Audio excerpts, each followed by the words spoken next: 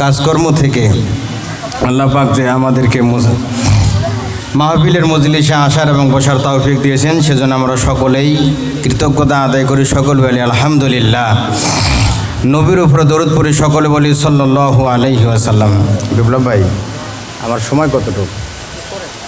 জি, মানে আমার আলোচনা তো যাই হোক,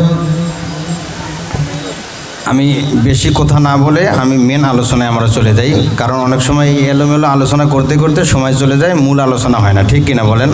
কিছু যে শিখবো বা কিছু নিব এইটা আর হয় না, তখন এই জিকির আজকার বা বিভিন্ন গজল গাজাল গাইতে সময় শেষ হয়ে যায়। তা আমি যে বিষয়ে আলোচনা করব আপনাদের সামনে, আমরা নবীকে পেতে চাই কিনা বলেন? আমি নবীর কিছু জন্ম বৃত্তান্ত নিয়ে কিছু আলোচনা রাখবো, যে আমাদের নবী উনি কত বড় নবী।